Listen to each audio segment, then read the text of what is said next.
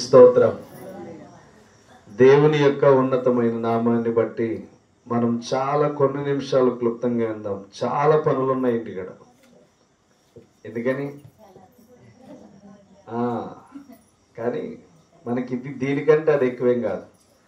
So నేను కరెక్ట్గా ఒక 40 నిమిషాలు ముగించుకుని చాలా క్లుప్తంగా 8:40 కల్లా నేను ముగిస్తాను. కొన్ని నిమిషాలు చాలా శ్రద్ధశక్తితో విందాం. 16వ వచనం చదివి మనం వాక్యంలోనికి వెళ్ళిపోదాం ఆలస్యం చేయకుండా. దేవుడు లోకమును ఎంతో ప్రేమించెను కాగా ఆయన తన అద్వితీయ కుమారునిగా పుట్టిన వానియందు విశ్వాసముంచు ప్రతివాడును నశింపక నిత్య జీవం పొందునట్లు ఆయనను అనుగ్రహించెను. చాలు. దేవుడు లోకమును ఎంతో ప్రేమించాడంట. బాగా గుర్తుపెట్టుకోండి. దేవుడు లోకమును ఎంతో ప్రేమించెను. దేవుడు చెప్తున్న మాట, దేవుడే లోకమును ప్రేమిస్తే మనము ఏం ప్రేమిస్తున్నాం నేటి దినాల్లో? బాగా ఆలోచన చేయండి. దేవుడు లోకమును ప్రేమించాడు. లోకమును ఎందుకు ప్రేమించాడంటే ఈ లోకములో మనమనే మనుషులు ఉన్నాము గనుక, ఆయన ఏర్పాటు చేసుకున్న బిడ్డలము మనము ఉన్నాము గనుక దేవుడు లోకాన్ని ప్రేమించాడు.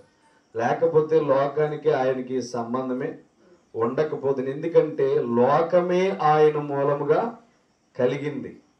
అయితే దేవుడు లోకాన్ని ఎందుకు ప్రేమిస్తున్నాడంటే మనలాంటి పాపపు ఆలోచనలు కలిగిన వారిని తన యొక్క భక్తి మార్గములో నడిపించడానికి, తన యొక్క ఉచితమైన కృపలో నేనున్నాను, నా దగ్గరికి రండి అని దేవుడు తెలియపరచడానికి ఈ లోకాన్ని ఎంతగానో ప్రేమించి తన అద్వితీయ కుమారునిగా పుట్టిన వానియందు విశ్వాసముంచు ప్రతివాడు నిత్య జీవము. నిత్య అంటే నిత్యము.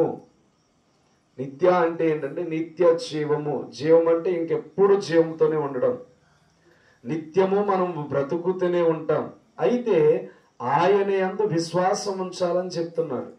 మరి విశ్వాసం ఉంచగలుగుతున్నామా మనము? ఒకసారి ఆలోచన చేయండి. మనము పాపములు చాలా ఈజీగా చేసాం. పాపములు అనేవి చాలా ఈజీగా చేసాం. కానీ పవిత్రమైన మనుషులుగా మారడానికి మనకి ఎంత టైం పడుతుందో ఆలోచన చేయండి. బాగా గుర్తుపెట్టుకోండి. మనము మంచివారిగా మారడానికి ఎంత టైం పడుతుందో అదే రీతిగా చెడ్డవారు అవడానికి 1 సెకండ్ చాలు. అర్థమైంది నేను చెప్పింది? మంచివారిగా మారడానికి ఎన్ని వాక్యాలు విన్నా మనము కంట్రోల్ అవ్వలేకపోతున్నాం. అదే చెడు చేయడానికి కేవలం 1 మినిట్ చాలు. ఏదైనా చేయడానికి, మంచి చేయడానికి ఎన్ని సంవత్సరాలు పడుతుందో చూడండి. అందుకనే దేవుడు లోకమును ఎంతో ప్రేమించాడు. తన అద్వితీయ కుమారుని యందు విశ్వాసం ఉంచితే నిత్య జీవం పొందుకుంటాడని దేవుడు సెలవిస్తున్నాడు. కాబట్టి నేడు మనము ప్రతి విషయాన్ని క్యాచ్ చేయాలి. నిజమే, పాపము చేయడం చాలా ఈజీ. నీతిగా బతకడం అనేది ఎంత కష్టమా అని ఆలోచన వస్తుంది మనకి, సరిగ్గా కూర్చుని ఆలోచన చేస్తే. చూడండి, మనం ప్రతి విషయంలో చాలా నోరు పారేసుకుంటాం ఇంటికాడ. అదే నోరు కట్టుకోవడానికి కనీసం మనం కష్టపడం. అవునా? చాలా విషయాల్లో బిడ్డల్ని మాత్రమే మనం తిడతా ఉంటాం. వాడు ఏ అల్లరి పని చేసినా, వాడు ఏ మాట వినకపోయినా, ఏదో ఒక సందర్భాన్ని బట్టి మన ఇంటిలో నలుగురికి ఏమవుతుందంటే ఏదో ఒక కారణంతో కోపం అనేది వస్తుంది. కానీ దేవుడు అన్నాడు లోకమునంతటిని ప్రేమించాడంట. కేవలం మన ఇంట్లో ఉన్న వారిని మనం ప్రేమించగలుగుతున్నామా? నలుగురు ఉన్నాం. నలుగురు మనస్తత్వం రోజంతా ఒకలా ఉంటుందా? కోపాలు ఎవరో ఒకరికి వస్తాయి. కానీ దేవుడు అన్నాడు లోకమును ఎంతో ప్రేమించాను నేను ప్రేమించను గనుక నా కుమారుని యందు విశ్వాసం ఉంచువాడు ఎన్నటికీ మరణించబడడు. అర్థమవుతుందా? ఎన్నటికీ మరణించబడడు. తను ఎలా ఉంటాడంటే నిత్య జీవంలో నా కుమారుడితో పాటు బ్రతుకుతూనే ఉంటాడు, నాతో పాటు బ్రతుకుతూనే ఉంటాడని దేవుడు సెలవిస్తున్నాడు. కాబట్టి మన యొక్క ఉద్దేశాలు ఈరోజు క్లారిటీ తెచ్చుకుందాం. మనము చేసే ప్రార్థనల గురించి మనం నేర్చుకుంటున్నాం. లేకపోతే మనం చేసే భక్తి గురించి మనం నేర్చుకుంటున్నాం, మనం ఎలా బ్రతకాలి, దేవుడు ఎలా సహాయం చేస్తాడు అనేది నేర్చుకుంటున్నాం. అలాగే దేవుడు కూడా తను ఎంతగా మనల్ని ప్రేమిస్తున్నాడో మనకి తెలియచేస్తున్నాడు, వ్యక్తపరుస్తున్నాడు తన ప్రేమని. తన కుమారుణ్ణి ఇచ్చేసి ఏం చేస్తున్నాడంటే తెలియచేస్తున్నాడు, మీరంటే నాకు ఎంత ప్రేమ అని చెప్పి తెలియచేస్తున్నాడు. కానీ మనం ఎలా ఉంటున్నామంటే దేవుని వైపు వెళ్ళడానికి అసలు ఇష్టపడడం కష్టంగా ఉంది. అవునా? మీరందరూ కంట్రోల్లోనే ఉన్నారా వాక్యం విన్న తర్వాత? నిజం చెప్పండి, మీరందరూ కంట్రోల్లోనే ఉన్నారా? ఎందుకు ఉండలేకపోతున్నారంటే ఇదే మానవుల్లో ఉన్న మైనస్. దేవుడు మనల్ని ప్రేమిస్తున్నాడు, నేను మిమ్మల్ని నా అరచేతిలో చిక్కుకున్నానని దేవుడు సెలవిస్తున్నాడు. దేవుని అరచేతిలో నుంచి దూకి లోయలోనికి వెళ్ళడానికి ఇష్టపడుతున్నాం, కానీ దేవుని చేతిలో భద్రముగా ఉండడానికి మనము ఇష్టపడట్లేదు. దేవుడు తన ప్రేమ చేత మనల్ని విజయాంచుల్లోనికి తీసుకువెళ్ళాలనుకున్నాడు, కానీ మనం వాటములోనికి వెళ్ళడానికి ఇష్టపడుతున్నాం. దేవుడు తన ఉన్నతమైన కృపని మనకి ఎందుకు ఇచ్చాడంటే తన కృపలో భద్రపరచబడడానికి, తన నీడలో మన జీవితం సంతోషముగా ఉండడానికి, మనం ఎప్పుడు దేవుని ఎదుట సంతోషముగా గడపడానికి. అందుకే తప్ప మనము ఏమాత్రము కూడా లోకానికి బానిసత్వంగా బ్రతికే వాళ్ళమై ఉండకూడదు. మీతో నేను చెప్పాను, నేను ఏమన్నాను, దేవుడు మనల్ని ప్రత్యేకపరుచుకున్నాడు. ఎంతగా ప్రేమించి మనల్ని ప్రత్యేకపరుచుకున్నాడంటే ఈ భూమిని ఏలేలాగా దేవుడు మనల్ని పుట్టించాడని మీ దగ్గరైనా చెప్పానా? భూమిని ఆలడానికి దేవుడు మనల్ని పుట్టించాడని. సో మనం ఏదైనా సరే ఆలోచన చేస్తే దేవుడు మనల్ని ప్రేమిస్తున్నాడు. ఎంతగా ప్రేమిస్తున్నాడంటే యెషయా గ్రంథము 51వ అధ్యాయము 16వ వచనం చూడండి. యెషయా గ్రంథము 51వ అధ్యాయం 16వ వచనం. నేను ఆకాశములను స్థాపించునట్లును భూమి పునాదులను వేయునట్లును నా జనము నీవేనని సియోనుతో చెప్పినట్లును నీ నోట నా మాటలు ఉంచి నా చేతి నీడలో నిన్ను కప్పి ఉన్నాను. దేవుడు ఏం చెప్తున్నాడు? అబద్ధమాడే దేవుడు కాదు, సత్యమును మాట్లాడే దేవుడు. మనము పూజించే దేవుడు సత్యమును మాత్రమే తెలియపరుస్తాడు. ఏమన్నాడంటే నీ నోట నా మాట ఉంచి ఉన్నాను, నా చేతి నీడలో నిన్ను కప్పి ఉన్నాను. దేవుడు మనల్ని తన చేతి నీడలో కప్పి ఉంటే మనము మాత్రం జంప్ చేసి బయటికి వెళ్ళడానికి ఇష్టపడుతుంది. మీరు ఈ ప్రాంగణంలో కూర్చున్నంతసేపు మీ మైండ్లో వేరే థాట్ రాదు. ఆలోచించండి. ఎప్పుడైనా మీరు ఆలోచించారా? కాన్సన్ట్రేషన్ అంతా ఎక్కడ ఉంటుందంటే ఇక్కడ ఉన్నంతసేపు దేవుడు దేవుడు దేవుడు దేవుడు, ఏ ఆలోచన ఉండదు ఇక్కడ. ఎలా ఉంటుందంటే మైండ్ అంతా ఒకటే ప్రిపేర్ అయి ఉంటుంది. దేవుని సన్నిధికి వెళ్తున్నాం, మైండ్ అంతా ఫ్రీగా ఉంటుంది. ఆరాధన చేసేటప్పుడు ఫ్రీగా ఉంటుంది, పాటలు పాడదామని దేవుని మీద కాన్సన్ట్రేషన్ ఉంటుంది.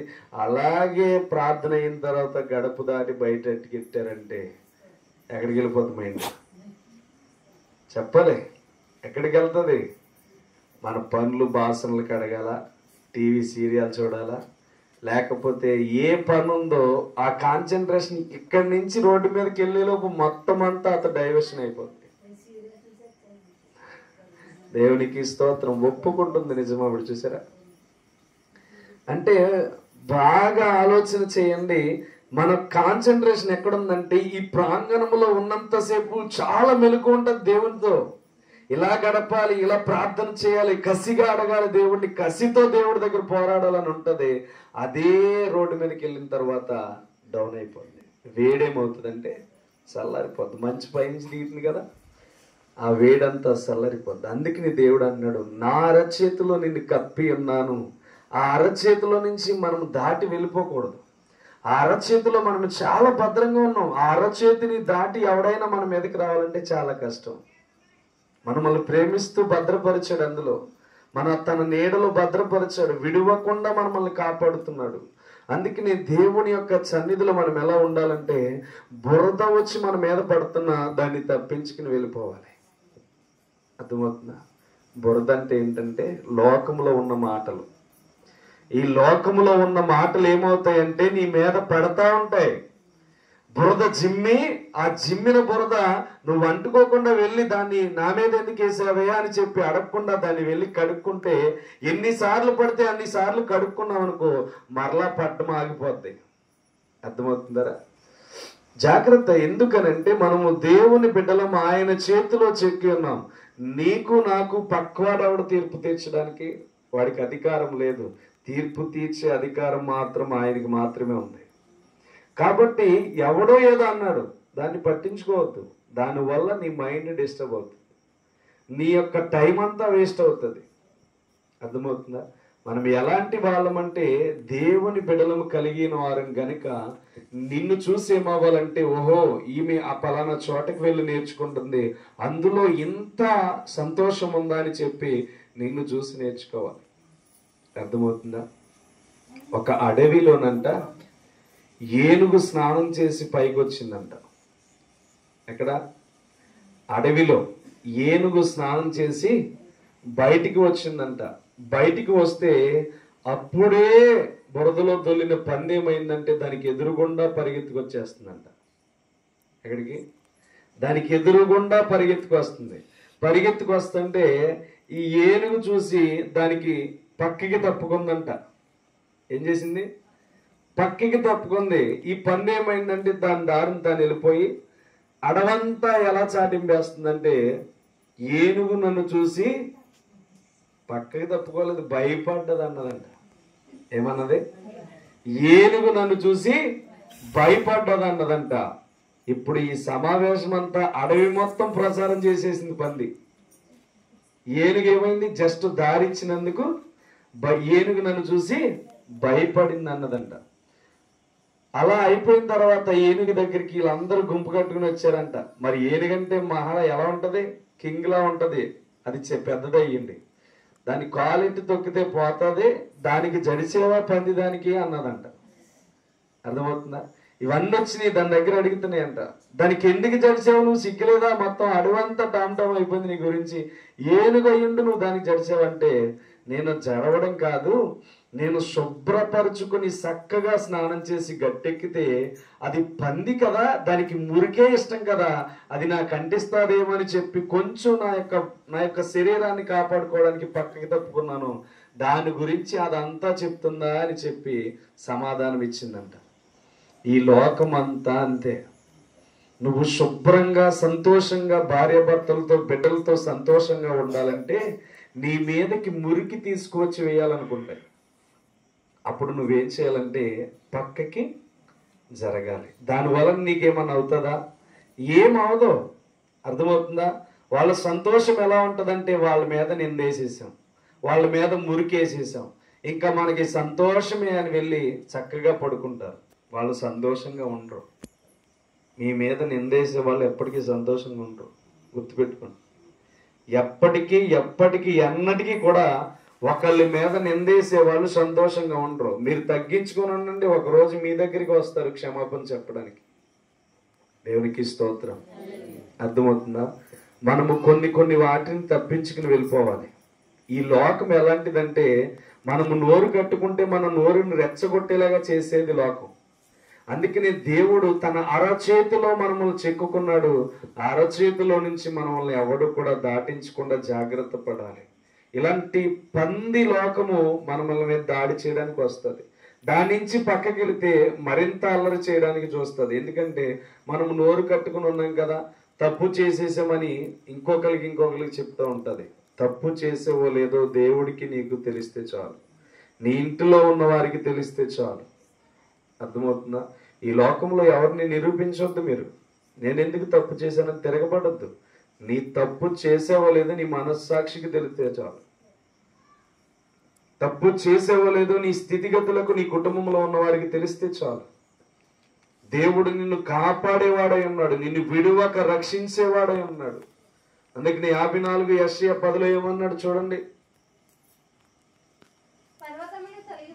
పర్వతములు తొలగిపోయినను, మెట్టలు తత్తరిల్లినను, నా కృప నిన్ను వీడి విడిచిపోదు. అర్థమవుతుందా? దేవుడు చెప్తున్న మాట, పర్వతములు తొలగినా, మెట్టలు దద్దరిల్లినా, నా కృప నిన్ను విడిచిపోదు. మనమే విడిచి వెళ్ళిపోతాం దేవుణ్ణి. మన బలహీనతలను బట్టి, మనకున్న అనుమానాలను బట్టి, మనకున్న స్తోమతని బట్టి, మనకున్న బలహీనతలను బట్టి ఏమవుతామంటే దేవుని విడిచిపెట్టేస్తాం. మన శరీరం అలా చేస్తుంది. దేవుడు ఏం చేయలేదు నీ పక్షాన, విడిచిపెట్టి ఎన్నిసార్లు వెళ్ళి కూర్చున్న ప్రార్థనకి, ఎన్నిసార్లు వెళ్ళి కూర్చున్నావంటే నీలో విశ్వాసం ఉండాలి. దేవుడు ఏం చెప్తున్నాడంటే తన అద్వితీయ కుమారుని యందు విశ్వాసముంచు ప్రతివాడు నిత్య జీవం పొందుకుంటాడని చెప్తుంది. అందుకని మనం ఏం చేయాలంటే ప్రార్థనకు వస్తున్నామంటే కాదు కానీ చెప్పే ప్రతి మాట మీద విశ్వాసము ఉంచాలి. ఎందుకు ఈ రాత్రికాల సమయంలో అంత పనులు పెట్టుకుని, అంత బిజీ షెడ్యూల్ పెట్టుకుని ఇక్కడికి వచ్చానంటే నాకు కావాల్సింది అక్కడికంటే ఇక్కడ శ్రేష్టమైనది ఒకటి దొరుకుతుంది. అర్థమవుతుందా? చాలా ట్రాఫిక్ వచ్చి ఈరోజు ఇవ్వాల ఎందుకో మరి. కానీ ఏం కావాలి అంటే ఇదిగో ఈ రోజు ఇక్కడికి నేను రాకపోతే మీరు ఎంత బలహీనులై కూర్చుందరు. ఈ రాత్రికాల సమయంలో ఏదో ఒక సమస్యతో బాధపడతామో, లేకపోతే ఏదో ఒక కాలక్షేపణ మీ మైండ్ని మార్చేయడం అయి ఉండేది. కానీ దేవుడి రాత్రికాల సమయంలో మిమ్మల్ని బలపరచడానికి, మీకు శక్తినివ్వడానికి, నూతన జ్ఞానమునివ్వడానికి, నేను ఉన్నానని చెప్పడానికి, దేవుడు మిమ్మల్ని విడిచిపెట్టనని చెప్పడానికి దేవుడి రాత్రి ఇక్కడికి పంపించాడు. అర్థమవుతుందా? ఎందుకు అని అంటే ఒకటే, మనకి నిత్యత్వం అనేది ఉందని తన కుమారుడు ద్వారా తెలియచేస్తున్నాడు. దేవుడు లోకమును ప్రేమించాడు. లోకములు ఎవరున్నామంటే మనమే ఉన్నాం. తన అరచేతులు మనములు చిక్కుకున్నాడు. పర్వతములు తొలగిన మెట్టలు తత్తరిలిన నా కృప నేను విడిచిపోదు. దేవుడు విడిచిపెట్టేవాడు కాదు, కానీ మనమే విడిచిపెట్టి దూరం వెళ్ళిపోతాం. ఎన్నిసార్లు దేవుడు మనకి ఎన్నో విషయాలను తెలియచేశాడు. ఈ రోజుకి మనం నిలబడలేకపోవడానికి గల కారణం ఏంటంటే పాపానికి మనం చోటిస్తున్నాం. ఇంకా పాపానికి మనము చోటిచ్చి బ్రతుకుతున్నాం. పాపానికి ఇంకా విలువిచ్చి బ్రతుకుతున్నాం. పాపాన్ని మనం ఎప్పుడైతే కాళ్ళ క్రిందకి తెచ్చుకుంటామో దేవుని విలువ మన తలపైకి వచ్చి కూర్చుంటుంది. అర్థమవుతుందా? ఈ లోకము మురికితో సమానం. ఈ లోకము మురికి గనుక ఈ లోకములో ఉన్నంతసేపు మనం ఎలా ఉండాలంటే శుభ్రపరుచుకుంటూ, ఎటువంటి మురికి మన మీద పడుతుందో తప్పించుకుంటూ బయటికి వెళ్ళిపోవాలి. ఈ లోకంలో జీవించినంత కాలం శ్రేష్టంగా మనం బ్రతుకుండాలి. ఎంతో మంది నిందలు వేస్తున్నారని వారి నోట్లోకి నువ్వు వెళ్ళకూడదు. ఆ నోటిని తగ్గించుకొని నా దేవుడే నీకు తీర్పు తీరుస్తాడని విడిచిపెట్టేయాలి. మనం అలాంటి బిడ్డలమై ఉండాలి. ఈరోజు నా మీద ఎన్నో నిందలు పడుతున్నాయి. అవన్నీ పట్టించుకుంటూ వెళ్తే, ప్రతి ఒక్కరికి సమాధానం చెప్పుకుంటూ వెళ్తే పరిచర్య అనేది ఆగిపోద్ది. వాళ్ళ వలన నాకుండే టైం వేస్ట్ అయిపోద్ది. మీరు కూడా అలాగే ఆలోచన చేయండి. ఎందుకు అని అంటే ఆలోచన విధానాన్ని అపవాది వాడుకుంటూ ఉంటాడు. వాడికి ఎలా క్రియేటివిటీ చేయాలో, నీ మైండ్ని డైవర్ట్ ఎలా చేయాలో వాడికి అన్నీ తెలుసు. వాడు ఆది నుండి ఉన్నవాడాడు. అందుకని వాడికి మనం భయపడకూడదు. వెలుగే మనతో నడిచేలాగా మన జీవితం ఉండాలి. చీకటిలో ఉన్న వెలిగించబడే వారిగా ఉండాలి. ఎక్కడ విన్నా మన స్వరము పలానా వ్యక్తి స్వరం అనే రీతిగా నీ మాట ప్రజల్లోనికి వెళ్ళాలి. దేవునికి స్తోత్రం. అలాంటి సంఘముగా మనం కట్టబడతాం త్వరలో. అలాంటి విలువైన విషయాలను దేవుడు నేర్పించడానికి ఎంతో తన ప్రణాళికను తెలియచేస్తున్నాడు. మీరు భయపడొద్దు, దిగులు చెందొద్దు. మన సంఘాన్ని దేవుడు విస్తరించడానికి ద్వారాలు తెరిచాడు. ఏ మాత్రము కూడా మీరు ఏ మాత్రం భయపడొద్దు. స్వరాలెత్తి ప్రార్థన చేయండి. మీ బిహేవియర్ని ఇంకొకరికి చూపించండి. ఎవరంటే మేము పలానా దేవుని బిడ్డలం. ఎలా అంటే దేవుని సన్నిధిలో మాకు అలాంటి వాక్యం వినబడుతుంది. భర్తతో భార్య ఎలా బ్రతకాలి, భార్యతో భర్త ఎలా బ్రతకాలి, బిడ్డలతో తల్లిదండ్రులు ఎలా మాట్లాడాలి అనే విషయాలను మనం నేర్పించాలి ఇంకొకరికి. అర్థమవుతుందా? ఇలా ఉండాలి మన జీవితం. మీరు విడిచిపెట్టొద్దు వాక్యాన్ని. దేవుడు మనకి నేర్పిస్తున్నాడు. తన కుమారుణ్ణి ఇచ్చి ఆయన యందు విశ్వాసం ఉంచితే మనము నిత్య జీవం పొందుకుంటామని తెలియచేస్తున్నాడు. మనము ఏ మాత్రము కూడా భయాందోళనకి గురి కాకూడదు. దేవుడు అంటూ బాధపడుతున్న మాట ఏంటో తెలుసా? కీర్తనలు 4వ అధ్యాయం 2వ వచనం చూడండి ఏమంటున్నాడో.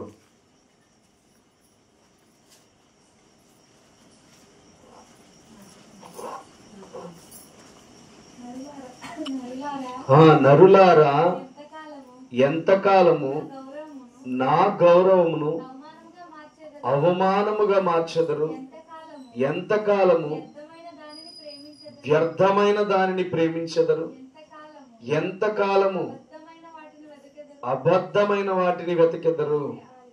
అర్థమవుతుందా? దేవుడు చెప్తున్న మాట, నరులారా అంటే నరులెవరు? మనమే కదా. అందుకని అంటున్నాడు, ఎంతకాలం నా గౌరవాన్ని అవమానపరుస్తారు? ఎన్ని వాక్యాలు వింటున్నారు మీరు? ఎన్ని మాటలు నేను చెప్తున్నాను, అనేకమైన సూచక్రియలు మీ మధ్యన చేస్తున్నాను, అనేకమైన విషయాలు మీ జీవితాల్లో వెలిగించబడి చేస్తున్నాను, కానీ నా గౌరవాన్ని మీరు నిలబెట్టగలుగుతున్నారా? అందుకని అంటున్నాను, ఇక్కడ ఉన్నంతసేపు మీ మైండ్ ఎంత పీస్ఫుల్గా ఉంటుందో బయటికి వెళ్ళిన తర్వాత అంత టెన్షన్లుగా ఉంటాయి, అనేకమైన విధానాలు టెన్షన్లో. కానీ ఇక్కడికి వచ్చి కూర్చున్నప్పుడు మీ మైండ్ అంతా చాలా డౌన్ అయిపోతుంది. మీకు ఎటువంటి బలహీనత ఉండదు, ఎటువంటి రోగం ఉందన్న ఆలోచన రాదు, ఎటువంటి బలహీనత ఉందనే ఆలోచన రాదు. కేవలం ఎలా ఉంటుందంటే దేవుడు తన అరచేతిలోనికి ఎలా తీసుకోవాలో నీ మైండ్ని అంతటిని మారుస్తూ తీసుకువెళ్తాడు. అందుకని దేవుడు అన్నాడు, ఎంతకాలము వ్యర్థమైన దాన్ని ప్రేమిస్తారు, ఎంతకాలము అబద్ధమైన వాటిని వెతుకుతారు అని చెప్పి మాట్లాడుతున్నాడు. ఈ లోకం అబద్ధం.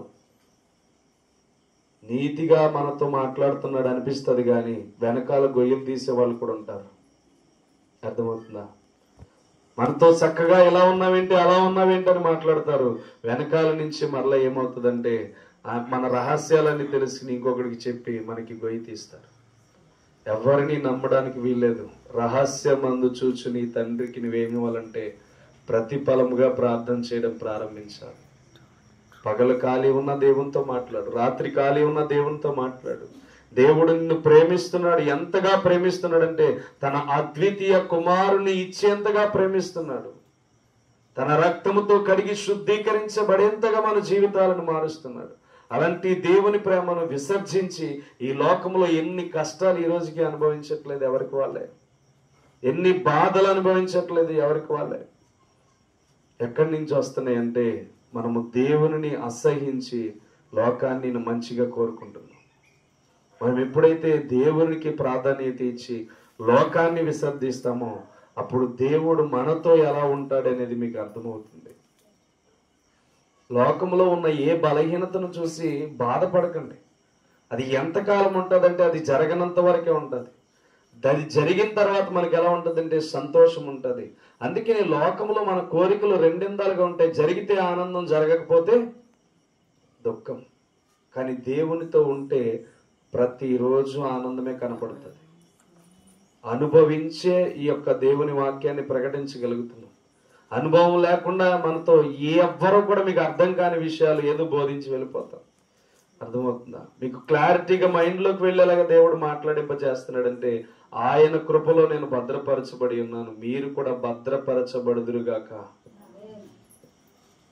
ఉండాలి ఎవరంటే దేవుని పిల్లలు. అందుకనే పైన ఏమని చెప్తాను ఇప్పుడు చెప్పాలి, దేవుడు మన పక్షమునుండగా మనకి విరోధి ఎవడు ఉండడు. గుర్తుపెట్టుకోండి. అది ఎందుకు పెట్టానంటే మీకు కరెక్ట్గా కనబడుతుందని పెట్టాను అక్కడ. అర్థమవుతుందా? ఎప్పుడు మైండ్లో మీకు డిస్టర్బ్ అయిపోయి నేను ఓడిపోయాను అనిపించిన దేవుడు నా పక్షమునుండగా నాకు విరోధి ఎవడు ఉండడు. అది గుర్తుపెట్టుకోండి మైండ్లో. ఓడిపోతున్నాను అనుకుంటున్నావు, నన్ను గెలిపించగల పక్షమున ఉన్న దేవుడు గెలిపిస్తాడు. ఎప్పటికీ ఓడిపోం. దేవునికి మాత్రమే అవకాశం ఇవ్వాలి, దేవుని చిత్తానికి మాత్రమే అవకాశం ఇవ్వాలి. మనం ఎప్పుడైతే దేవునికి అవకాశం ఇస్తామో గొప్ప ధన్యత కలిగిన వారిగా ఉంటాం. ఎంతో ప్రార్థన చేస్తాం, ఎంతో ఎన్ని విషయాల గురించి మాట్లాడతాం. కానీ మనం అందరము ఆలోచించేయండి, అడుగుడి మీకు ఇవ్వబడని అంటాడు, తట్టుడి మీకు తీయబడని అంటాడు, వెతుకుడి మీకు దొరుకుని అంటాడు. సరే, ఇవన్నీ దేవుడు ఇస్తున్నాడు, మనం దేవునికి ఏమి ఇస్తున్నాం? ఎప్పుడైనా ఆలోచన చేసాం? మనం దేవునికి ఏమి ఇస్తున్నాం? అడిగితే ఇస్తానన్న వివ్వయ్య, నీ నామంది ఏమడిగినా ఇస్తానన్న వియ్యయ్య, నీ అందు భయభక్తులు కలిగితే ఇస్తానన్న వియ్యయ్య. ఏనా మనం అడుగుతామా? కంపల్సరీ అడుగుతాం మనకు అవసరమైనప్పుడు. అడిగితే ఇస్తానన్నావు, ఇవ్వు. వెతికితే దొరుకుతానన్నావు, తడితే తీస్తానన్నావు, ఈ మాట్లాడతాం. మరి ఆయన తట్టినప్పుడు ఇస్తున్నాడు, అడిగినప్పుడు ఇస్తున్నాడు, ప్రతి సందర్భంలో ఇస్తున్నప్పుడు మనమేమేమో ఇవ్వగలుగుతున్నాం ఆయనకి. అడిగితే తీసుకుంటామేనా? ఎంతసేపు బాకీ పడిపోతలేదా? దేవుడికి బాకీ పడతలేదా? ఆయన బాకీ ఉంచుకోవడంటే వెంటనే రెట్నిచ్చేస్తాడని గిఫ్ట్. మనం ఎంతగా ఆయన దగ్గర మనం ప్రాధాన్యపడతామో రిటర్న్ గిఫ్ట్ అంత సంతోషాన్ని మనకి ఇచ్చేస్తాడంట. అంటే మనం ఏం చేయాలంటే ఆయన అడిగితే ఇచ్చేస్తున్నాడు. మరి నువ్వు బాకీ అయిపోతున్నావు కదా తీసుకుని. మరి ఆయన బాకీ చెల్లించాలంటే నువ్వేం చేయాలి? మోకాళ్ళకు పదును పెట్టాలి, వాక్యానికి బదులు పెట్టాలి. నీ మైండ్ అంతా దేవుని పైన ఆనుకుని బ్రతకాలి. రీసెంట్గా దేవుడు ఆలోచించేది ఏంటంటే, నువ్వు నా స్థానంలోకి వచ్చి ఆలోచించే నేను ఎంత బాధపడుతున్నాను అన్నాడు. ప్రార్థన చేస్తుంటే, నీవు నా స్థానంలోకి వచ్చి నువ్వు ఆలోచన చేస్తే పాపం ఎందుకు వస్తుంది నీ మీదకి ఆలోచించే అన్నాడు. అర్థమవుతుందా? అంటే దేవుడు ఎలా ఉంటుంది, దేవుడు మనతో మాట్లాడుతుంటే ఆయన అంత గొప్పగా మాట్లాడతాడు. నువ్వు నా చోట్లోకి రా, నేను నీ చోట్లోకి వెళ్తాను. ఎలా ఉంటుందో తెలుసా? నా బాధ ఏంటో నీకు అర్థమవుతుంది నా ప్రజలను చూసి. అందుకని దేవుడు అన్నాడు, దేవుడు లోకమును ఎంతో ప్రేమించాడంట. ఈ ప్రేమను మనం ఏం చేస్తున్నామంటే కాలుతో తన్నుతున్నాం. నిలబడుతున్నావా దేవుని మాటలకి? ప్రాధాన్యత ఇస్తున్నావా? నిన్ను నువ్వు మోసం చేసుకోకు ఈరోజు. నిన్ను నువ్వు జీవితాన్ని పాడు చేసుకోకు ఈరోజు. దేవుడు నిన్ను ప్రేమిస్తున్నాడు. ఆయన అరచేతిలో నిన్ను చెక్కుకొని ఉన్నాడు. అలాంటప్పుడు నీ సమయాన్ని ఎందుకు పాడు చేసుకున్నావు? నీ జీవితాన్ని ఎందుకు నాశనం చేసుకుంటున్నావు? నీ జీవితాన్ని ఎందుకు వ్యర్థపరుచుకుంటున్నావు? దేవుడు నిన్ను ప్రేమిస్తున్నప్పుడు నువ్వు ఆయన్ని ప్రేమించి చూడు. సామెతల గ్రంథం 8:17 అంటున్న మాట నేను ఎప్పుడు చెప్పే మాట మీకు గుర్తుందో లేదో.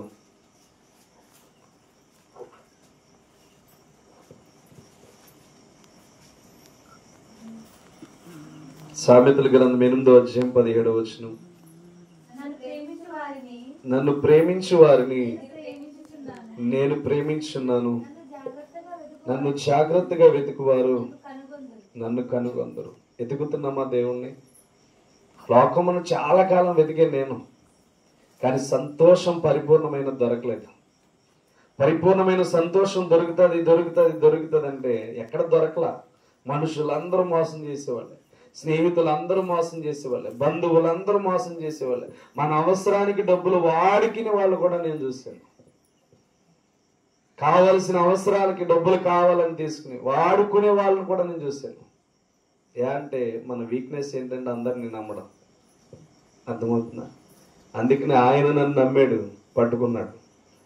అందుకని ఇప్పుడు నేను ఆయన నమ్ముతున్నాను. పరిపూర్ణమైన సంతోషం దొరుకుతుంది. ఎక్కడ దొరకదు పరిపూర్ణమైన సంతోషం. ఈ లోక లవ్వులో దొరకదు. అది కొవ్వుతో సమానం. బరి తెగించిన లవ్వు అంటారు దాన్ని. కానీ దేవుడు పెట్టిన లవ్వు ఏంటంటే తన గాయాల్లో నుంచి నన్ను ప్రేమించడం. అర్థమవుతుందా? గాయాలు పడుతూ ఆయన శరీరము ఏమాత్రము కూడా రక్తము లేకుండా మొత్తం వాటర్గా మారిపోయిన తర్వాత కూడా వీళ్ళు ఏం చేస్తున్నారు వీళ్ళకి తెలియదని చెప్పి అంత గొప్ప ప్రేమను మనకి పరిచయం చేశాడు. దేవుణ్ణి వెతకడం మానేసి ఎందుకు లోకాన్ని వెతకడం? మనం ఈ రోజుకి దేవుణ్ణి అడిగితేనే ఉంటాను, ఏం చేయాలి నీకోసమని. ఇది కూడా ఏర్పాటు చేసుకున్నది ఎందుకో తెలుసా? దేవుణ్ణి అడిగి నాకు కావాలి పరిచర్య, వెళ్ళాలి వాళ్ళ దగ్గరికి, ఇంకా బలపరచాలి. వాళ్ళని బలహీనులు అవుతున్నారు. వాక్యం వింటున్నారు కానీ వారానికి ఒక రోజు వెళ్తే వాళ్ళకి అర్థం కావట్లేదు. నాకు సత్యం కావాలి, తెలియచేయాలి అని దేవుడిని అడిగినప్పుడు దేవుడే నడిపించాడు. ఇప్పుడు కూడా దేవుడు మీతోనే మాట్లాడుతున్నాడు, నాలో ఉండి మాట్లాడుతున్నాడు. అర్థమవుతుందా? మీరు శ్రేష్టమైన వాళ్ళు. లోకాన్ని వెతకొద్దు. లోకాన్ని వెతికినంత కాలం మీకు సంతోషం పరిపూర్ణంగా దొరకదు. ఎప్పుడు పరిపూర్ణమైన సంతోషం దొరుకుతుందంటే నన్ను జాగ్రత్తగా వెతికేవారు నన్ను కనుగొంటారు. దేవుణ్ణి వెతకండి, జాగ్రత్తగా వెతకండి. జాగ్రత్తగా వెతికితే దేవుడు కనుగొంటాం మనం. కానీ కనుగొనలేకపోవడానికి గల కారణం ఏంటంటే దేవుని మీద మనం శ్రద్ధ పెట్టకపోవడం. అడిగితే ఇస్తానన్న దేవుడి దగ్గర తీసుకుంటున్నాం కానీ మనం ఏమి ఇవ్వగలుగుతున్నాం? ఆయన స్థానంలోకి వెళ్ళి ఒక్కసారి ఆలోచన చేయండి. మీ కుటుంబంలో ఒక్క వ్యక్తే దారి తప్పితే నీకు అంత నలిగిపోతే, యావత్ ప్రపంచంలో ఎంతో మంది బిడ్డలు దారి తప్పితే ఆ తండ్రికి ఎంత భారం ఉంటుంది? యావత్ ప్రపంచమంతా దారి తప్పిపోయి అవనస్తులేమో వ్యర్థమైన చోట్లకి తిరుగుతూ పనికిరాని కార్యాలు చేస్తూ విచ్చలవిడి వీడియోలు చూస్తూ పనికిరాని వారిగా జీవిస్తుంటే యవనస్తులను గురించి ఆలోచన చేయాలా? తల్లిదండ్రుల మధ్యన గొడవలైపోతున్న వారి గురించి ఆలోచన చేయాలా? భార్యాభర్తల మధ్యన సమాధానం లేని వారి గురించి ఆలోచన చేయాలా? ఈ ప్రపంచంలో ఎంతమంది, ఎన్ని వేల మంది దేవుణ్ణి తెలుసుకోరాక నాశనం అయిపోతున్నారు. వీళ్ళందరి గురించి ఆలోచన చేయాలా? ఒకే ఒక తండ్రి ఎంతమంది కోసం ఆలోచన చేస్తాడు. అలాంటి వ్యక్తిని మనము దూషిస్తున్నాం ఈరోజు. అలాంటి వ్యక్తిని గాయపరుస్తున్నాం ఈరోజు. ఎవరండి నీ కొరకు నా కొరకు ప్రాణం పెట్టేది? పెట్టమని ఇంట్లో ఒక వ్యక్తిని వచ్చి నీ కోసం నా కోసం పెడతాడా? నాకు ఆరోగ్యంగా ఉంది, కిడ్నీ ఇమ్మంటే పారిపోయాడంట. అర్థమవుతుందా? అనారోగ్యంగా ఉందంటే. ఒక భార్య అంట కూతురు పెళ్లి చేయాలని భర్త కిడ్నీ అమ్మి ఆ డబ్బులు ఇంట్లో పెడితే ఇంకొకటితో పారిపోయిందంట. ఆ 10 లక్షలు పట్టుకుని. అర్థమవుతుందా? ఎవరండి మంచిగా బ్రతికేది? భార్యాభర్తల మధ్యన జరిగింది. భర్త ఏమో కూతురు పెళ్లి చేయాలని 10 లక్షలు కిడ్నీ ఇచ్చి తెచ్చి ఇంట్లో పెడితే ప్రియుడితో పారిపోయిన భార్య అంట. అర్థమవుతుందా? లేదు, ప్రేమ లోకంలో ఎలా ఉందంటే దరిద్రముగా ఉంది. ఇప్పుడు ఇంకా మాకు చిన్నప్పుడైతే కొంచెం ప్రేమ అంటే ఏదో అర్థం ఉండేది. ఇప్పుడు ప్రేమకే అర్థం లేదు. మనుషుల మధ్యన ఏమైందంటే కల్మషాలు వచ్చేసి, భేదాలు వచ్చేసినాయి. భార్యాభర్తల మధ్యనే రహస్య కార్యాలు ఎక్కువైపోయినాయి. బిడ్డలేమో సరిగ్గా కాలేజీకి వెళ్ళొచ్చి సరిగ్గా కూర్చున్నారంటే వాళ్ళేమో ఫోనోగ్రఫీలో చాలా ఇంగ్లీష్ రాని తల్లిదండ్రులను మోసం చేస్తున్నారు. ఎందుకు ఇదంతా జరుగుతుందంటే ఈ లోకాన్ని నువ్వు ప్రేమించడం వల్ల జరుగుతుంది. దేవుడైతే లోకాన్ని ఎంతో ప్రేమిస్తున్నాడు. ఈ లోకంలో ఉన్న మనం ఏం చేస్తున్నామంటే ఈ లోకాన్ని ఇష్టం వచ్చినట్టు తిరిగే జీవితంగా మనం ప్రేమిస్తున్నాం. అర్థమవుతున్నా? బాగా అర్థం చేసుకోండి. దేవుడు మనల్ని అడుగుతున్నాడు, దేవుడు బిగ్గింగ్ చేస్తున్నాడు. మీరు నశించిపోవడం నాకు ఇష్టం లేదు. నిత్య జీవం అనేది మీకోసం ఉంది. నిత్య జీవం అనేది మీ జీవితంలో రావాలి. మీరు తండ్రి కుమారుడి యందు విశ్వాసం ఉంచండి. అద్వితీయ కుమారుని యందు విశ్వాసం ఉంచేవాడు నశింపక నిత్య జీవం పొందుతాడని దేవుడు సెలవిస్తున్నాడు. కానీ మనమేం వెతుకుతున్నాం ఈరోజు ఆలోచించండి. మీకు క్వశ్చన్ మార్క్ వేసుకోండి. విడిచి వెళ్ళిపోతున్నాం ఇక్కడ అని చెప్పి మనం ఆలోచన చేస్తున్నాం. కానీ దేవుడు కఠినమైన తీర్పులోనికి వెళ్తే చాలా భయంకరం. జాగ్రత్త. అర్థమవుతుందా? చూడండి, రోమపత్రిక 1:18 ఏం మాట్లాడుతున్నాడు?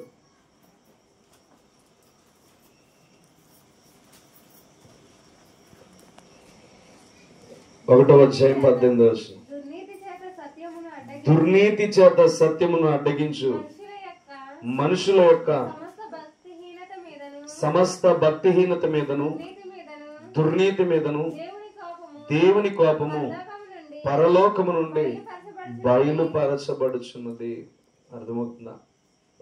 దుర్నీతి చేత ఎవరైతే సత్యమును అడ్డగిస్తున్నారో వారి మీద దేవుని కోపం రగిలించబడుతుంది. జాగ్రత్త.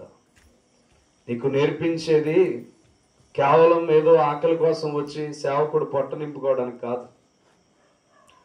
ఇంత ప్రయాసపడుతూ రాత్రికాల సమయంలో మనిషితో వచ్చేది ఏంటో తెలుసా? నీ జీవితం శ్రేష్టమైందని నన్ను ఏర్పాటు చేసుకున్న దేవుడు మీ అందు భారం పెట్టాడు గనుక ఈ భారం ఏంటో మీకు తెలియచేయడానికి వచ్చి తీసుకొచ్చిన దేవుడు. ఈ రాత్రి మీరు కేవలం దేనికోసం వచ్చారంటే మీరు జాగ్రత్తగా బ్రతకాలి. ఎలా బ్రతకాలంటే మీకు వివరించాలంటే ఏ తప్పు లేకుండా ఏ కల్మషము లేకుండా మీరు బ్రతకాలి.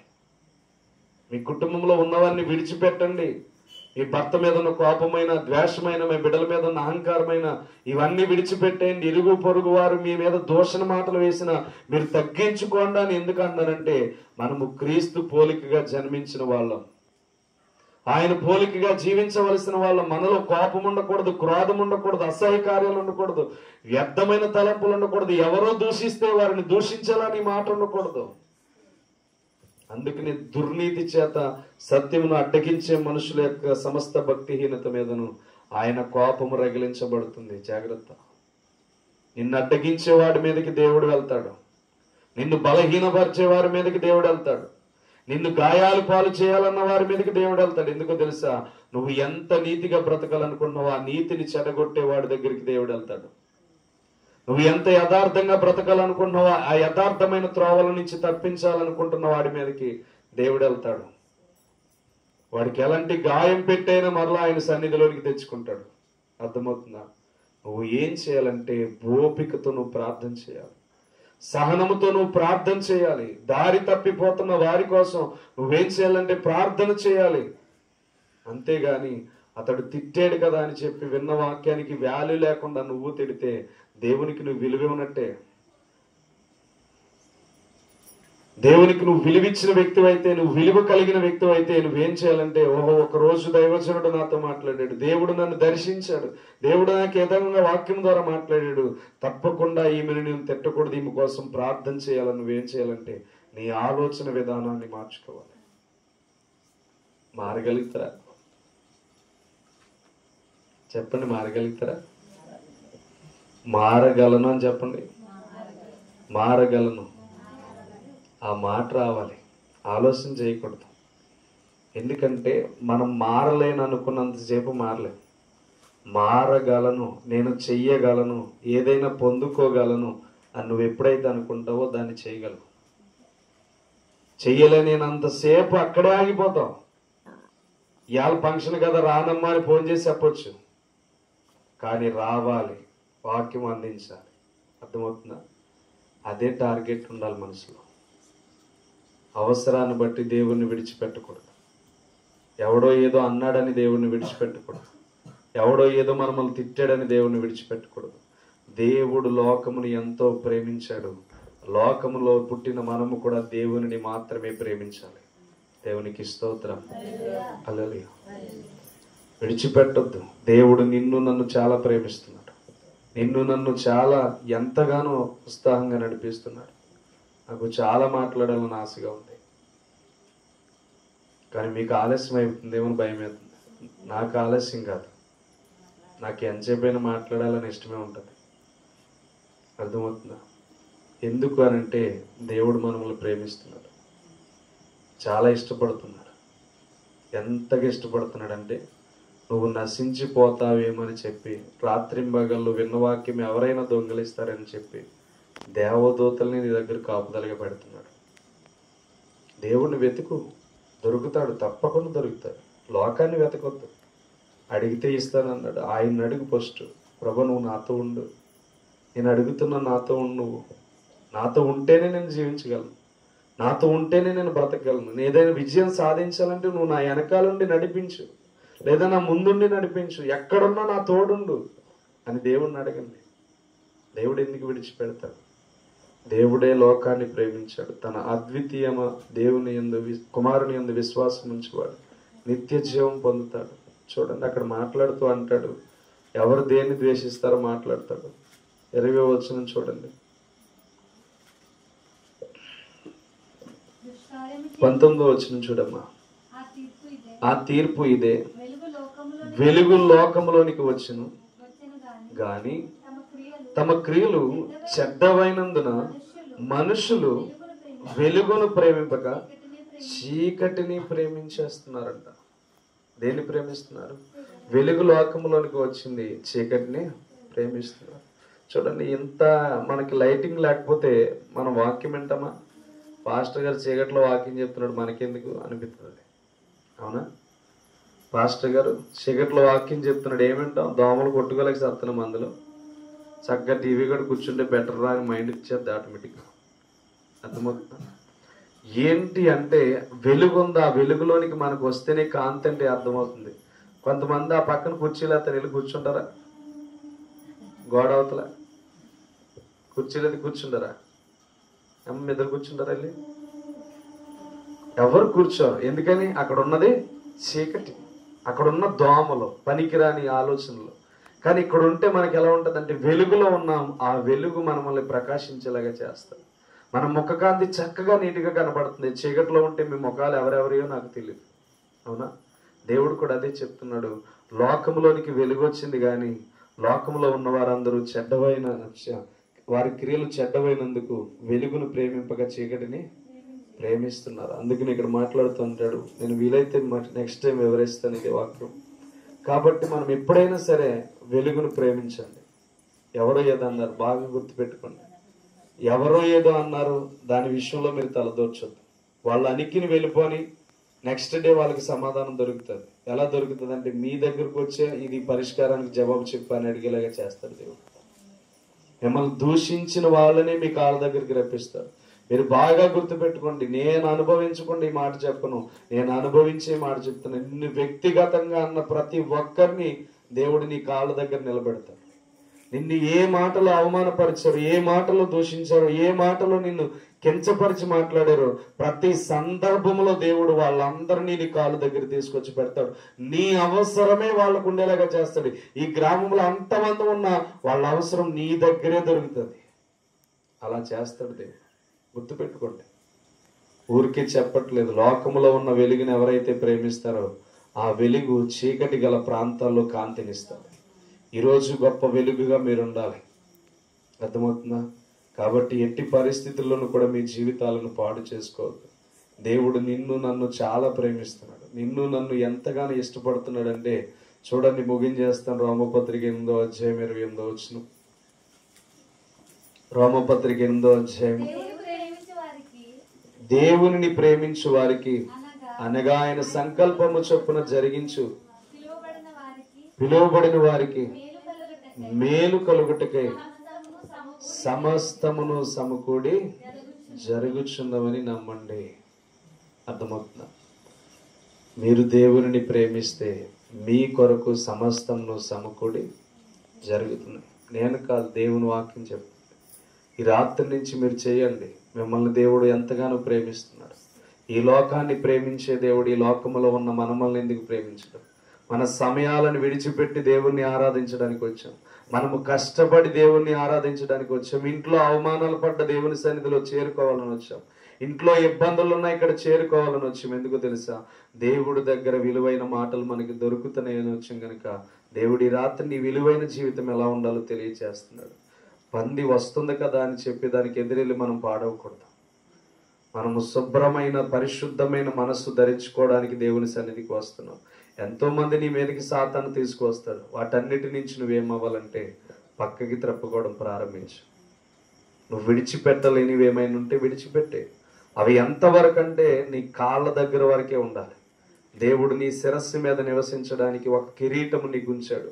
ఆ కిరీటమును దొంగిలించడానికి వాడు తలపైకి రావడానికి చూస్తున్నాడు.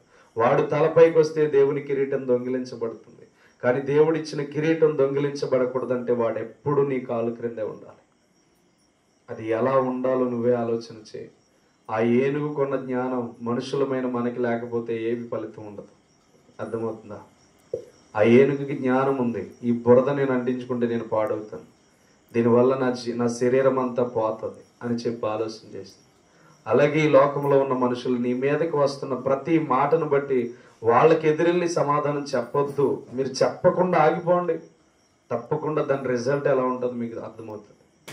కాబట్టి ఎట్టి పరిస్థితుల్లో దేవుడు మిమ్మల్ని ప్రేమిస్తున్నాడు, మిమ్మల్ని ఇష్టపడుతున్నాడు. దేవుడు ఇష్టపడడు అనడానికి వీల్లేదు. మిమ్మల్ని తప్పకుండా ఇష్టపడుతున్నాడు. పర్వతములు తొలగిన మెట్టలు తద్దరిల్లిన నా కృప నిన్ను విడిచిపోవద్దు. నా అరచేతిలో నిన్ను చెక్కి ఉన్నాను. దేవుణ్ణి వెతుకు వారికి సమస్తమును సమకూడి జరుగుచున్నవి. ఇవన్నీ కేవలం ఒట్టి రీతిగా రాయబడలేదు. ఎంతో మంది మరణించబడితే ఈ మాటలు రాయబడ్డాయి దేవుని ప్రేరణ చేత. కాబట్టి ఈ మాటల్లో మన జీవితం కట్టుకుందాం. ఎంతో బురద మన మీద పడ్డా దాన్ని ప్రక్క నుంచి మనం వెళ్ళిపోవాలి తప్ప అది మన మీద పడుతుంది కదా అని చెప్పి దానితో సహవాసం చెయ్యొద్దు. ఓకేనా? అట్టి కృపలో దేవుడు మనల్ని దీవించి ఆశీర్వదించునుగాక. క్లుప్తంగా ప్రార్థన చేసుకుని మనం ముగించుకుందాం. ఎవరికి వాళ్ళే వ్యక్తిగతంగా నేను నిలబడగలను అని ప్రార్థన చేసుకోండి. నేను ఉంటాను ప్రభువా, నేను ఉండగలను ప్రభువా. నా జీవితానికి చాలా ప్రాముఖ్యమైన మాటలు ఇచ్చావు ఈ రాత్రి. నువ్వు నన్ను ప్రేమిస్తున్నావు, నేను అడిగితే ఇస్తున్నావు. కేవలం నువ్వు అడిగితే నేనేమి ఇవ్వగలుగుతున్నాను? నువ్వు అడిగినప్పుడు నేనేం చేయగలుగుతున్నాను? నువ్వు అడిగినప్పుడు ఏదైనా బహుమానం నీకు ఇవ్వగలుగుతున్నానా? అన్నీ నేను తీసుకోవడమేనా? నువ్వెప్పుడు నన్ను అడగవా అని చెప్పి ఎప్పుడైనా అడిగేవా? ఈరోజు దేవుణ్ణి అడుగు. ఆయన ఏం కావాలనుకుంటున్నాడు నీ నుంచి, ఏం ఆశిస్తున్నాడు నీ నుంచి, ఏం ఇష్టపడుతున్నాడు నీ నుంచి. ఒకసారి ఆలోచించి అడుగు దేవుణ్ణి, అడుగు దేవుణ్ణి. ఇస్తాడు. కాకపోతే నువ్వేమి ఇవ్వగలుగుతున్నావు దేవునికి, అది గుర్తుపెట్టు. దేవుడు నిన్ను చాలా ప్రేమిస్తున్నాడు. తన అరచేతిలో నిన్ను చిక్కుకొని ఉన్నాడు. తన కృపచేత నిన్ను ముద్రించి ఉన్నాడు. ఆయనని ప్రేమించే వారికి అన్నీ సమకూరుస్తున్నాడు. నువ్వు ఏదో అనుకుంటున్నావు నీ జీవితంలో, అది లేదు ఇది లేదు. దేవుడి కంటే ఈ లోకం నిన్నేం గుర్తిస్తుంది? దేవుడి కంటే ఈ లోకం నిన్నేం కనబడుస్తుంది? ఏది లేదు ఈ లోకంలో. ఏదైనా ఉంది అని అనుకోవడం నీ యొక్క పొరపాటు.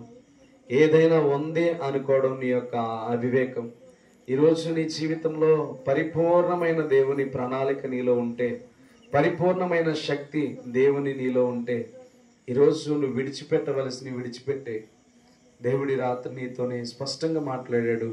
విడిచిపెట్టాలనుకుంటే విడిచిపెట్టే, లేకపోతే ఇదిగో దుర్నీతి చేత ఎవరైతే చెడ్డ కార్యాలు చేస్తున్నారో వారందరి మీదకి ఆయన కోపం రగిలించబడుతుంది. ఆ కోపంలో మనం బలి అవ్వద్దు. ఎన్నో నిందలు నీ మీదకి రావచ్చు, ఎన్నో అవమానాలు నీ మీదకి రావచ్చు. పుట్టించిన దేవుడు నిన్ను విడిచిపెడతాడని ఎలా అనుకుంటున్నావు? పుట్టించిన దేవుడు నిన్ను ఎలా గాయపరుస్తాడు అనుకుంటున్నావు? నిన్ను ఎలా బాధపరుస్తాడు అనుకుంటున్నావు? ఎట్టి పరిస్థితుల్లో ఆయన నిన్ను బాధపరచడు. ఏ విషయంలో నిన్ను గాయపరచడు, ఏ విషయంలో నిన్ను అవమానపరచడు. ఆయన నీకు తోడుగా, నీకు నీడగా ఉండేవాడు. ఆయన ఏమాత్రము కూడా మన జీవితాల్లో విడిచి వెళ్ళేవాడు కాదు. ఈ రాత్రి నీకున్న శక్తి కొలది, నీకున్న బలము కొలది దేవుని మాత్రమే నమ్ము, దేవుని మాత్రమే అడుగు, దేవుణ్ణి మాత్రమే. నీ జీవితంలో ఏది విడిచిపెట్టాలో విడిచిపెట్టాలనుకుంటున్నాను ప్రభువా. నువ్వు నన్ను అడిగితే ఇస్తానన్నావు, నేను అడిగితే ప్రతిదీ ఇచ్చావు. ఈరోజు నువ్వు అడిగింది విడిచిపెట్టాలనుకుంటున్నాను. ఈ లోకంలో దేనిని ప్రేమించాలనుకోవట్లేదు, నేను విడిచిపెట్టాలనుకుంటున్నాను. ఈ లోకంలో దేనిని నేను ఆశించట్లేదు, విడిచిపెట్టాలనుకుంటున్నాను. ఈ లోకంలో దేని కొరకు నేను ఆశపడట్లేదు, నేను విడిచిపెట్టాలనుకుంటున్నాను.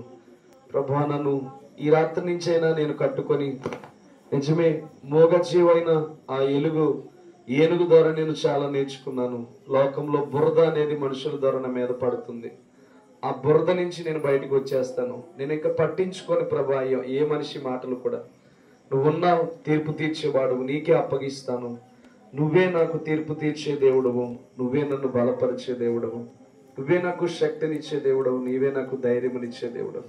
నీ అరచేతిలో నేను ఉన్నానని ఈ రాత్రి మాట్లాడేవు గనుక ఈ అరచేతిలో నుంచి నేను ఎన్నటికీ దాటిపోను. నీ కృప నాకు తోడుగా ఉంచావు గనుక నీ కృపను విడిచి వెళ్ళను ప్రభు. నాలో ఉన్న శక్తి కొలది నిన్నే వెతుకుతాను. నువ్వు లోకమును ఎంతో ప్రేమించావు, నేను కూడా నిన్నే ప్రేమిస్తాను ప్రభు. ఈ లోకంలో మనుషులను ప్రేమించి మోసపోతానేమో, ఈ లోకంలో మనుషులను చూసి అన్యాయమైన క్రియలతో నడుస్తానేమో, నా తల్లిదండ్రుల్ని మోసం చేస్తాననేమో, లేకపోతే నా యొక్క జీవితంలో నా భర్తని, నా భార్యని మోసం చేస్తాననేమో. ఇవన్నీ నీ జీవితంలో కలుగుతూ ఉంటే ఈ రాత్రి విడిచిపెట్టేది కానీ పూర్తిగా పరిపూర్ణంగా దేవునికి మీ యొక్క జీవితంలో స్వాస్థ్యమునివ్వండి, దేవునికి స్వాస్థ్యమునివ్వండి. తగ్గించుకొని బ్రతకడం చాలా ప్రాముఖ్యమైనది. తగ్గించుకొని బ్రతకడం. దేవుడు ఈ రాత్రి నీతో చాలా నెమ్మదిగా మాట్లాడాడు. నీ హృదయంలో ఒక్కొక్క మాటని భద్రపరుస్తూ దాన్ని నిలబెట్టాడు. ఈరోజు నిలబెట్టిన ప్రతి మాట విడిచిపెట్టొద్దు సహోదరి సహోదరులారా. ఈ రాత్రి నీ జీవితంలో దేవుడు వెలుగునివ్వడానికి ఇష్టపడుతున్నాడు. నీలో చీకటి ఉందేమో, చీకటి తొలగించి ప్రభువా నాలో వెలుగు ఉండాలి, ఆ వెలుగుతో నేను బ్రతకాలి, ఆ వెలుగులో నేను జీవించాలి, ఆ వెలుగులో నేను ఉండాలి అని ప్రార్థన చేసుకోండి. నేను ప్రార్థన చేయబోతున్నాను. ఒక నిమిషం మీరు ఏదైతే దేవుని ఎదుట ఇవ్వాలనుకుంటున్నారో అది హృదయపూర్వకంగా దేవునికి, ప్రభువా ఈ విషయంలో నా జీవితాన్ని ఈ రీతిగా ఇవ్వబోతున్నాను, నేను ఈ రీతిగా నా జీవితాన్ని నీకు అర్పించబోతున్నాను. నన్ను ప్రేమించానని రాత్రి మాట్లాడావు, నీ అరచేతిలో నన్ను చిక్కుకున్నానని మాట్లాడావు, నా జీవితంలో ఇంత పరిపూర్ణత నాకు ఇస్తానని ఇష్టపడ్డావు తండ్రి. నీ నుండి వచ్చే పరిపూర్ణమైన ప్రేమ నాకు కావాలి, నీ నుండి వచ్చే పరిపూర్ణమైన శక్తి నాకు కావాలి, నీ నుండి వచ్చే పరిపూర్ణమైన అనుభవాలు నాకు కావాలి తండ్రి. అట్టి స్థితిలో నన్ను నడిపించు, నేను ఉంటానని ఇష్టపడుతున్నానని మీరు తీర్మానం తీసుకోగలిగితేనే ఉండగలుగుతారు. మీరు తీర్మానం తీసుకోలేకపోతే ఉండలేరు. మీలో ఒక తీర్మానం ఉండాలి. నేను నీతో ఉంటాను, నీతో స్నేహం చేస్తాను, నీలో ఉంటాను, నీతో బ్రతుకుతాను. ఎంతో బురద నా మీద పడ్డా నా నోరు కట్టుకోగలుగుతాను. ఎంతో మంది నన్ను దూషించిన ఇంకొకరి గురించి నేను మాట్లాడను, ఇంకొకరి గురించి నేను అడగను ప్రభువా. నాకున్న అవసరత నువ్వే, నన్ను ప్రేమించేవాడువు నీవే, నన్ను కట్టేవాడువు నీవే, నన్ను బలపరిచేవాడువు నీవే, నా కుటుంబంలో సమస్యలు తొలగించేవాడువు నీవే. దేవుడి రాత్రి చాలా నెమ్మదిగా నీ మనసులోనికి చాలా మాటలు చేర్చాడు. నీ మనస్సులో నీకున్న ప్రతి దాన్ని గుచ్చి మాట్లాడాడు. ఈ రాత్రి నీకు ఆయన అరచేతిలోనికి వెళ్ళిపోయి దొరికే అవకాశం వచ్చింది. ఆయన అరచేతిలోనికి వెళ్ళిపోయి మనందరము భద్రపరచబడదాం. ఆయన అరచేతిలోనికి వెళ్ళిపోయి నేనున్నానన్న దేవుని దగ్గరికి వెళ్ళిపోయి ఎంతగానో భద్రపరచబడదాం. మన కోసం ఎన్నో మేలులు దాచించాడు ఆ అరచేతిలో, సమస్తమును సమకూర్చి ఆ అరచేతిలో పెట్టుకున్నాడు. అందులోనికి వెళ్ళి మనము జీవిద్దాం, అందులోనికి విశ్వాసముగా దేవుని కనబరుద్దాం. మనమును చూసే ప్రతి ఒక్కరూ అయ్యో నిజముగా ఆ యొక్క వ్యక్తిగత జీవితం ఎలా ఉండేది, ఎలా అయిపోయిందని నీ గురించి 10 మంది మాట్లాడుకునేలాగా దేవుణ్ణి గనపరచు. దేవుడిని మాత్రమే నీ యొక్క దేహము నుంచి గనపరచు. నీవు జీవించినంత కాలం దేవుడు నీ క్రియల్లో కనబడాలి. ప్రతి ఒక్కరం ప్రార్థన చేద్దాం. నేను చివరిగా ప్రార్థన చేయబోతున్నాను. మీ నిర్ణయం ఏముందో మీ హృదయాల్లో స్థాపించుకోండి. మర్చిపోక స్థాపించుకోండి మీ హృదయంలో ఏముందో.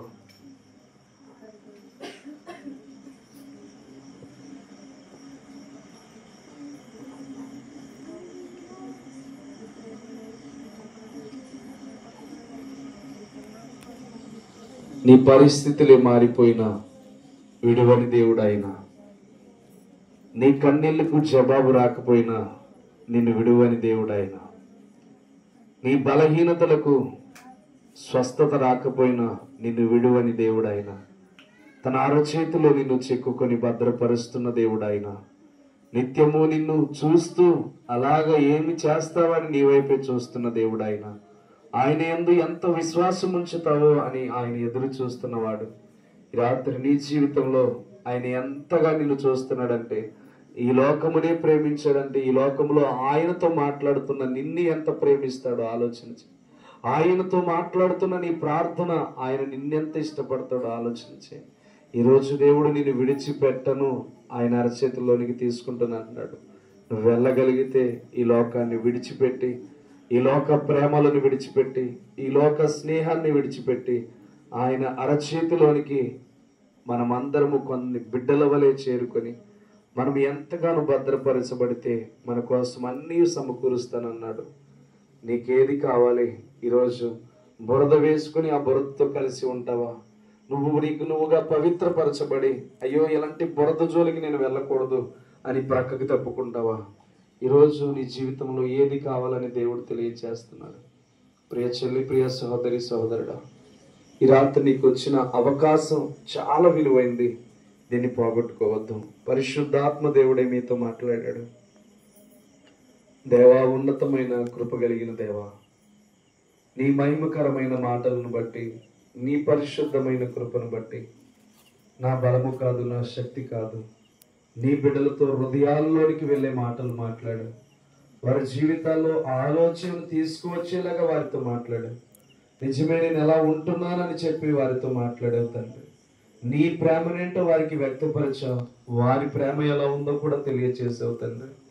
అయ్యా, ఇదిగో ఎవరైతే వారి హృదయాల్లో నీ అరచేతిలోనికి రావాలని ఇష్టపడుతున్నారో వాళ్ళు బలహీనులే, కానీ నువ్వు బలవంతుడవు తండ్రి. వారి కృంగిపోయిన వారే వారిని లేవనెత్తే దేవుడు తండ్రి. వారు శక్తి లేని వారే, కానీ నీవు శక్తినిచ్చి వారిని బలపరిచే దేవుడు తండ్రి. నువ్వు లేకపోతే ఏ మానవుడు ధైర్యంగా నిలబడలేడు ప్రభు.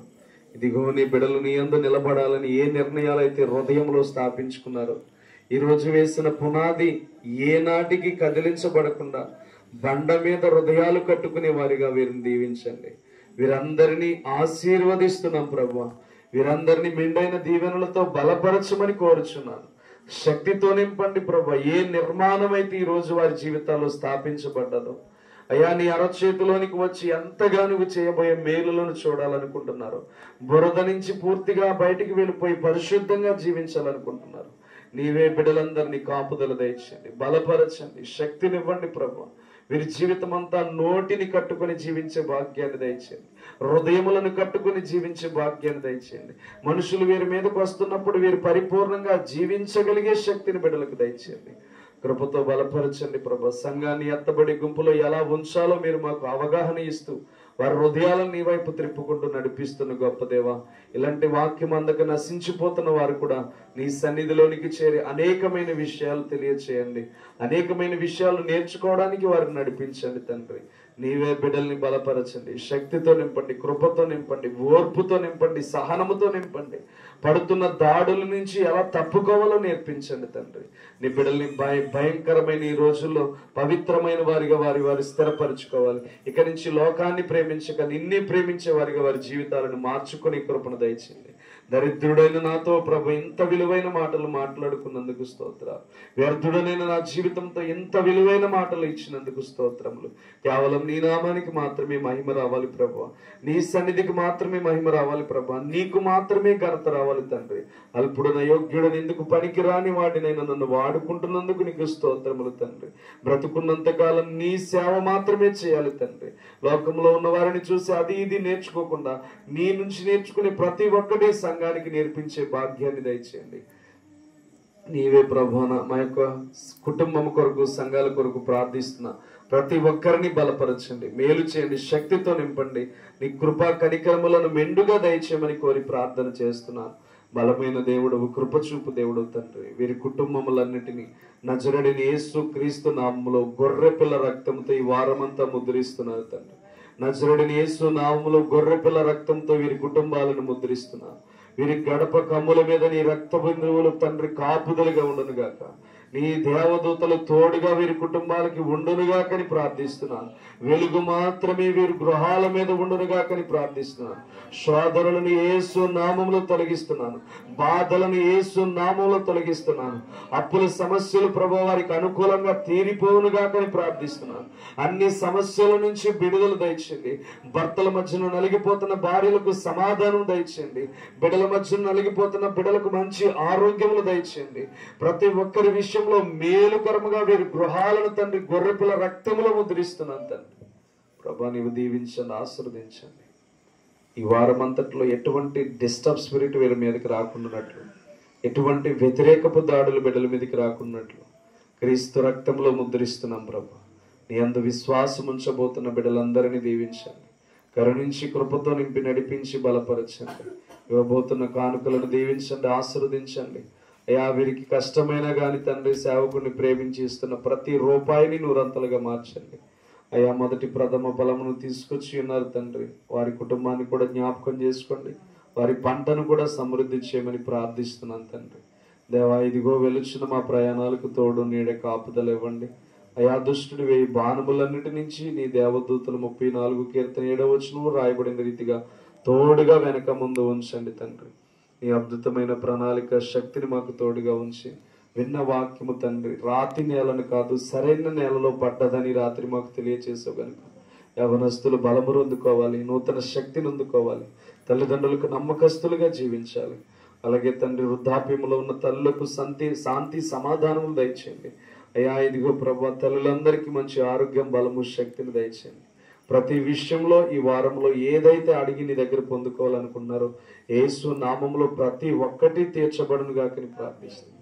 నీవే కరుణించి కృప చూపించి నీ నామానికి మహిమకరంగా ఈ రాత్రి జరిగించుకున్నందుకు కృతజ్ఞతాస్తుతులు చెల్లిస్తూ నజరేయుడైన యేసు నామం పేరట అడిగి వేడుకొని రేపటి దినమున జరగబోతున్న బర్త్డే విషయంలో ఘనముగా జరగడానికి మేలు చేయండి. చెప్పిన వారందరూ వచ్చే భాగ్యమును వారి ప్రయాణాలకు తోడు నీడ కాపుదల దయచేసి ఇచ్చిన సంఘములన్నీ దీవించి మేలుకరంగా మార్చమని యేసుక్రీస్తు నామం పేరట అడిగి వేడుకొనుచున్నాం తండ్రి. ఆమేన్, ఆమేన్, ఆమేన్. మన తండ్రి అయిన ప్రేమయు కుమారుడైన యేసుక్రీస్తు కృపయు ఇప్పుడును ఎల్లప్పుడూను తన మహిమ కాంతి ప్రకాశింపచేసి తన అరచేతిలో తన కృపలో భద్రపరచబడుదుము గాక. అందరికీ వందనాలమ్మా.